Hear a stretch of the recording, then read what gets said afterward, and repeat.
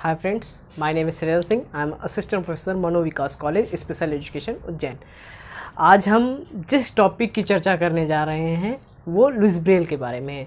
Louis Braille आप दृष्टिबाधितों के क्षेत्र में बहुत ही अधिक महत्वपूर्ण योगदान है और ये सीटेट विशेष शिक्षा के क्षेत्र में इसके क्वेश्चन बहुत आते हैं।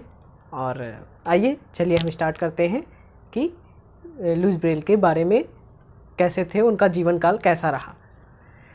सबसे पहले हम और एक बात और मैं आपसे कहना चाहता हूँ, इसे अगर आप एक स्टोरी के रूप में देखने की कोशिश करेंगे तो आप आसानी से आपको याद भी रहेगा और कभी आप नहीं भूलेंगे। लेकिन बस आपको इनमें कुछ महत्वपूर्ण बिंदु हैं, सिर्फ उन्हीं को ही ध्यान में रखना है, वो मैं बताता जाऊँगा, आप उसको ध्यान में रखते। लेकिन अगर आप एक कहानी के रूप में इसको सुनेंगे तो आपको आसानी से याद हो जाएगा। चलिए स्टार्ट करते हैं। जैसा कि आप देख रहे हैं, लुइस ब्रेल साहब जी का जन्म कब हुआ था? 4 जनवरी 1809 ईस्वी में हुआ था। ये कहाँ पर हुआ था? फ्रांस के कुप्रे नामक स्थान पर, जो कि फ्रांस की जो राजधानी है पेरिस से 40 किलोमीटर दूर स्थित है। और इनके पिताजी एक चर्मकार थे, लेकिन कुछ किताबों में ये दिखता है कि वो एक अस्तबल में काम करते थे। और ऑथराइज्ड बुक है जो इनकी, उसमें ये लिखा है कि ये सिर्फ एक चर्मकार के बारे में और अधिक जानकारी नहीं है। लेकिन कुछ वेबसाइट्स में इनके अस्तबल में काम करने के वहाँ पर ये जाते थे और चमड़ों से रिलेटेड काम करते थे। और उसी समय इनके एक दिन की एक घटना है, इनके साथ इनके पुत्र लुइस ब्रेल भी गए थे इनके पिता के साथ। तो इनके पिता के किसी कारणवश बाहर जाना पड़ा। फिर लुइस ब्रेल साहब वहीं इन्हीं औजारों से खेल रहे थे।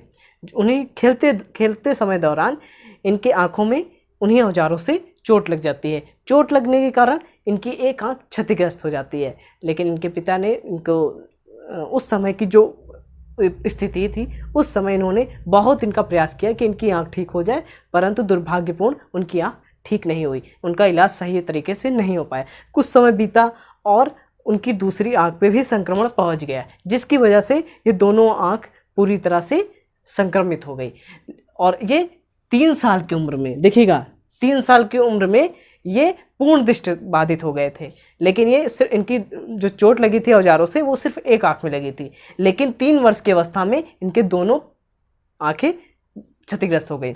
इनके पिता बहुत ही प्रगतिशील विचारों के थे, तो इसलिए उन्होंने क्या किया कि इन्हों कहीं बाहर नहीं रखने की कोशिश की कि इसको घर में ही रख दिया जाए और बस वहीं रह के अपना काम करें, सब कुछ करें। इन्होंने इसको जो आसपास के स्कूल थे वहाँ पे ले जाने की कोशिश की, लेकिन वहाँ पे किसी कारणवश दाखिला नहीं मिल पाया। फिर ये वहाँ से कुछ दूर पर एक स्कूल था जहाँ पे सिर्फ ब्लाइंड बच्चे ही पढ़ा करते थे, वहाँ पर इनका नाम लिखवाया। वो संसार का सिर्फ एकमात्र ही पहला स्कूल था जहाँ पे दृष्टिबाधितों को शिक्षा दी जाती थी। अब वहाँ इस स्कूल का नाम याद रखने लायक है, आप इसको ध्यान में रखिएगा। इंस्टीट्यूट नेशनल देस ज्यूनस एविजुलस। ये इसकी स्थापना किसने की थी?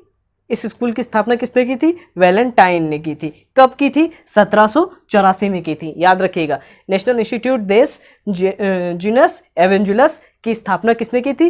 वैलेंटाइन ने की थी। कब की थी? 1784 में की थी, इतना ध्यान रखिएगा। अब आगे हम बात करते हैं। इन्होंने इस स्कूल में दाखिला लिया। दाखिला लेने के बाद वहाँ पे इन्होंने काफ़ी अच्छी पढ़ाई की। सभी शिक्षक इनसे बहुत ही प्रभावित थे और ये बहुत ही प्रखर बुद्धि के कारण इनको ये सभी शिक्षकों में बहुत ही लोकप्रिय हो गए और इनका परफॉर्मेंस जो था क्लास में बहुत ही अच्छा था। फिर इनकी शिक्षा का जो सुचारू रूप से प्रारंभ हुआ, कब हुआ था? 15 फरवरी 1809 ईस्वी में। ये याद रखने वाला पॉइंट है, ध्यान रखिएगा फ्रेंड्स। 15 फरवरी 1819 में हुआ था। वहाँ पे ये काफ़ी दिन पढ़ाई की है। उसके पश्चात 12 वर्ष की अवस्था में, जब वहाँ पे 11-12 की वर्ष की अवस्था हो गई, तो वहाँ पे एक सेना अधिकारी आया जिसका नाम था चार्ल्स बार्बियर। कौन आया था? Charles Barbier. कब आया था? 12 वर्ष की अवस्था में जब हो गए तब वहाँ पे आया था सेना अधिकारी। वो अपने युद्धों के बारे में बताने लगा कि हम कैसे युद्ध लड़ते थे, क्या करते थे और अपने सेना को कैसे संदेश भेजते थे। सबसे इम्पोर्टेंट बात यहाँ से ही, यहीं से जब वो इस चार्ल्स बार्बियर ने ही जब उनको अपनी घटना बताई, तभी उनके माइंड में इस लिपि के बारे में, उन्होंने एक बहुत ही महत्वपूर्ण लिपि बनाई थी, उस लिपि के बारे में इनके एक विचार आया। तो चार्ल्स बार्बियर ने बताया कि हम लोग अपने संदेश कैसे भेजते थे। वो बताया कि हम 12 बिंदुओं के एक उभरे हुए डॉट थे, उसी के माध्यम से हम संदेश बनाकर अपने भेजते थे, जो एक गुप्त संदेश हुआ करते थे। जो लुइस आगे चलकर उसी विद्यालय में शिक्षक बन गए। इन्होंने बताया, इन्होंने उस पर काफ़ी अध्ययन किया, काफ़ी विचार किया, काफ़ी सब कुछ किया, लेकिन आगे चल के फिर विचार करते रहे, फिर आगे चल के वो उसी विद्यालय में शिक्षक बन गए। मैंने आपसे बताया था ना, बहुत ही होनहार बच्चे थे, क्लास में सब कुछ अच्छा था, बहुत ही सभी शिक्षक इनसे बहुत ही प्रेम करते थे। इस वजह से इन्हें इसी स्कूल में शिक्षक के रूप में नियुक्त कर लिया गया। फिर इन्होंने चार्ल्स बारबेरियन ने 12 बिंदुओं की डॉट बताई थी, लेकिन 12 बिंदुओं की डॉट को इन्होंने घटाकर 6 बिंदुओं वाली एक लिपि का आविष्कार किया था। कितने बिंदुओं वाली लिपि का आविष्कार किया था? 6 बिंदुओं वाली। वो कब किया था? 1829 में किया था। ये याद रखिएगा डेट, 1829 ईस्वी में 6 बिंदुओं से उभरी हुई लिपि की रूपरेखा प्रकाशित की थी, सार्वजनिक किया था। उसमें इन्होंने इसके जीवन काल में ब्रेल लिपि को स्वीकृति नहीं, उन्होंने प्रकाशित किया आविष्कार करके, लेकिन इनको किसी ने एक्सेप्ट नहीं किया कि नहीं ये लिपि सही नहीं है, ये इफेक्टिव नहीं, इतने बच्चे पढ़ नहीं सकते, प्रॉब्लम क्रिएट होगी कैसे, तो एक्सेप्ट नहीं हुआ। फिर इन्होंने इनके जीवन काल में नहीं हुआ, लेकिन फिर आगे चलकर इनकी 43 वर्ष की अवस्था में, कब हुई मृत्यु इनकी? 43 वर्ष की अवस्था में 6 जनवरी, कब हुई थी? 6 जनवरी। मृत्यु, जन्म कब हुआ था? 4 जनवरी 1809। मृत्यु कब हुआ? 6 जनवरी, 2 दिन बाद उसके जस्ट मृत्यु हो गई। 1852 में इनकी मृत्यु हो गई। ठीक है, अब 1854 ईस्वी में, 1854 ईस्वी में इन्हीं के पाठशाला में उस लिपि को मान लिया गया कि चलिए हम इस पे कार्य करते हैं और देखते हैं कि क्या प्रोग्रेस होता है। फिर 1854 ईस्वी में इनकी पाठशाला में लिपि को स्वीकार किया गया। लिपि को स्वीकार करने के पश्चात उस पर काफ़ी दिनों तक उस पर कार्य किया गया। फिर 100 वर्षों बाद 1952 ईस्वी में इनको स्वीकार किया गया। पूरे विश्व में इस लिपि को स्वीकार कर लिया गया और फिर ये लिपि सार्वभौमिक हो गई। और अब आपको मैं 1-2 इम्पॉर्टेंट फैक्ट बता देता हूँ। इनकी मृत्यु के पश्चात जब इनके लिपि को पूरी दुनिया ने स्वीकार कर लिया, तब फ्रांस की सरकार ने क्या किया, इनकी जो बॉडी थी, कहाँ बॉडी? कोपरे नामक के स्थान पे इन्हें दफनाया गया था। तो वहाँ से इनकी बॉडी को कोपरे नामक स्थान से निकालकर पैथियन नामक एक स्थान है, पेरिस में ही है, जहाँ पे सिर्फ जो अधिक फेमस और चर्चित लोगों के शरीर को दफनाया गया था, वहाँ पर भी इनके बॉडी को दफना दिया गया, लेकिन इनके हाथों को कुपरे नामक स्थान पर ही दफनाया गया। केवल हाथ को छोड़कर सारी बॉडी का पैथियन नामक स्थान पर दफनाया गया था। और ये दुनिया के एकमात्र ही ऐसे व्यक्ति हैं जिनकी कब्र 2 स्थानों पर है, पहला कुपरे और दूसरा पैथियन। ठीक है, फिर चलिए एक बार फिर से हम रिवाइज कर लेते हैं। लुइस ब्रेल साहब का जन्म कब हुआ था? 4 जनवरी 1809 ईस्वी में। कहाँ हुआ था? फ्रांस के कोपरे नामक स्थान पे। लुइस के पिता क्या थे? चर्मकार थे। 3 साल की अवस्था में इनकी पूर्ण दृष्टिबाधित हो गए। पहले ये औजारों से खेलते हुए इनकी आंख को क्षतिग्रस्त हुआ और इनको इलाज करे, पर उसमें सफल नहीं होने के कारण धीरे धीरे संक्रमण दूसरी आंख में भी चला गया, जिसकी वजह से इनकी दोनों आंखें क्या हो गई? संक्रमित हो गई।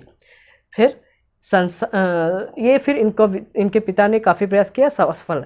फिर इन्होंने पाठशाला में एडमिशन लिया, तो सर्वप्रथम जो एक वर्ल्ड का पहला ही ब्लाइंड स्कूल था उसमें इन्होंने एडमिशन लिया। इंस्टीट्यूट नेशनल देस ज्यूनस विजुलस था। इसकी किसने की थी? इसकी स्थापना वैलेंटाइन ने की थी। कब की थी? 1784 ईस्वी में की थी। ठीक है, ये सारे इंपॉर्टेंट पॉइंट्स हैं, इनको फैक्ट्स हैं, इनको याद रखिएगा। फिर नेक्स्ट है, इनकी शिक्षा का आरंभ कब हुआ था? इनकी शिक्षा का आरंभ 15 फरवरी 1819 ईस्वी में हुआ, जो कंटिन्यूअस हुआ, फिर बीच में ब्रेक नहीं हुआ। फिर 12 वर्ष की अवस्था में इनसे मिलने कौन आया इनके स्कूल में? Charles Barbier. इनसे मिलने या इनके कॉलेज में, विद्यालय में इनसे मिलने कौन आया? Charles Barbier. इन्हीं से मिलने के बाद ब्रेल के बारे में, इस लिपि के बारे में, जो 6 बिंदुओं की लिपि थी, इनको बनाने का एक विचार इनके माइंड में आया। लुइस ब्रेल आगे चल के विद्यालय के ही क्या बन गए? शिक्षक।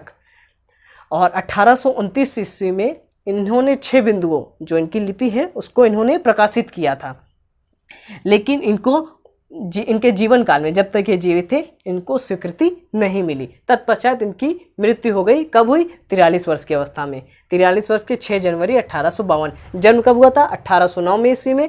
मृत्यु कब हुई? 1852। कितने वर्ष के थे? 43 वर्ष के थे। ये पॉइंट्स याद रखिएगा। फिर 1854 ईस्वी में इनकी पाठशाला में लिपि को स्वीकार कर लिया गया। ठीक है, फिर 100 वर्ष की अवस्था में 1952 में इसे स्वीकार किया गया और इनकी बॉडी पहले कहाँ थी? कोपरे नामक स्थान पे थी। कुप्रे नामक स्थान पे आज भी इनके हाथों को दफनाया गया है और पैथियॉन नामक स्थान पे इनके पूरे शरीर को दफनाया गया है। ये दुनिया के एकमात्र ऐसे व्यक्ति हैं जिनके शरीर को दोनों स्थानों में दफनाया गया है। ठीक है, थैंक यू सो मच। अगर आपको वीडियो कैसा लगा कमेंट सेक्शन में बताएं।